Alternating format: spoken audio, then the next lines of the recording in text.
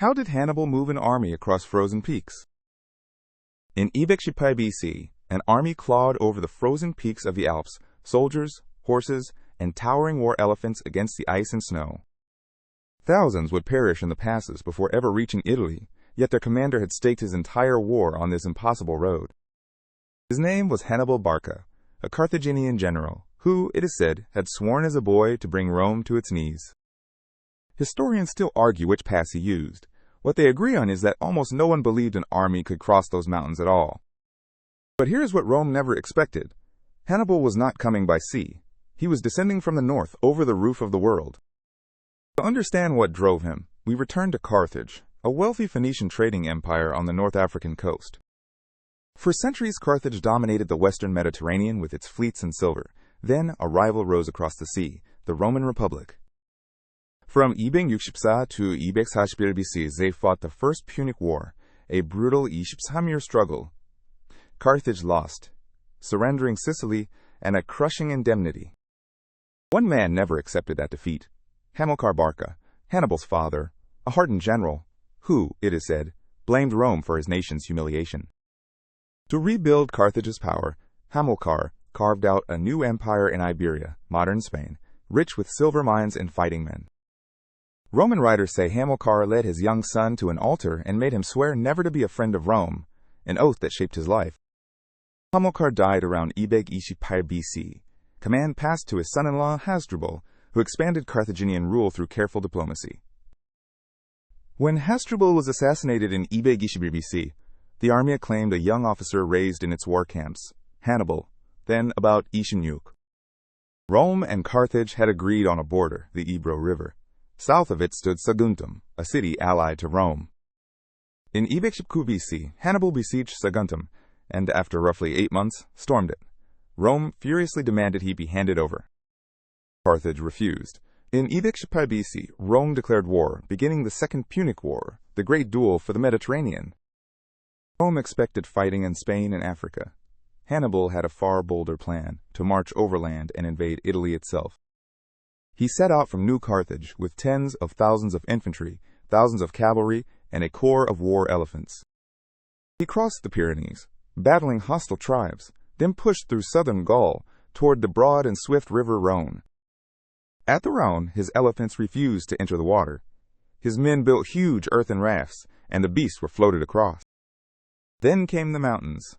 It was autumn, and snow was already falling across the high, jagged Alpine passes. Local tribes rolled boulders onto the column and ambushed the narrow trails. Men, horses, and pack animals tumbled into the gorges. A landslide is said to have blocked the route entirely, forcing his engineers to cut a passage through solid rock for the elephants. After roughly 15 days in the Alps, the army descended into Italy, but the cost had been staggering. Perhaps half his men were gone. He reached the plains with about Ishib, young foot, and Yuk, young horse.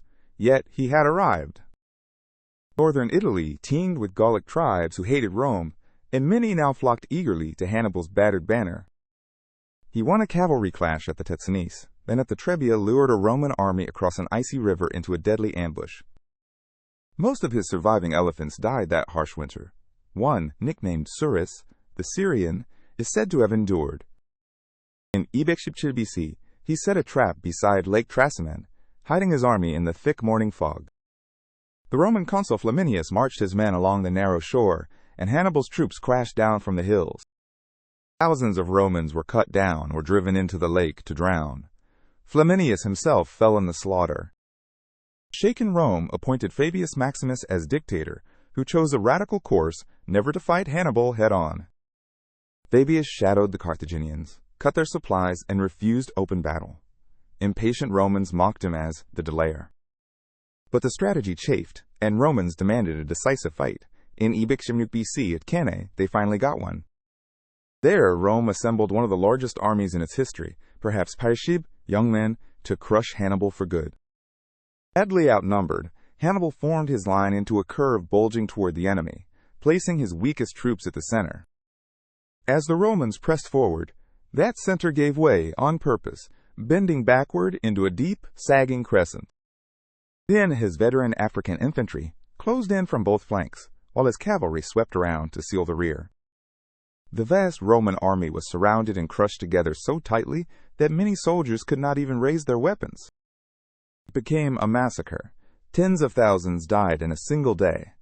Cannae is still studied as the perfect encirclement. His cavalry commander Hannibal urged him to march at once on Rome itself, but Hannibal hesitated and refused. The historian Livy records Hannibal's bitter reply, "You know how to win a victory, Hannibal, but not how to use one." Why not storm Rome? Historians argue he lacked the siege equipment and manpower to take so vast a walled city. Instead, he hoped Rome's allies would desert her, and some did. The great city of Capua defected to his side. But most of Italy stayed loyal, and the Republic simply raised fresh armies again and again and again. For years, Hannibal roamed Italy undefeated in open battle, yet unable to strike a final blow as Rome bled him slowly. Meanwhile, a bold young Roman general, Scipio, conquered Carthage's rich power base across the sea in Spain. Hannibal's brother, Hasdrubal Barca, marched from Spain to reinforce him, but was intercepted and killed at the Metaurus in Victories BC. It is said the Romans hurled his brother's severed head into Hannibal's camp, the message brutally clear. Then Scipio did to Carthage what Hannibal had done to Rome. He carried the war directly into North Africa. After 15 relentless years in Italy, Hannibal was at last recalled home to defend the walls of Carthage itself.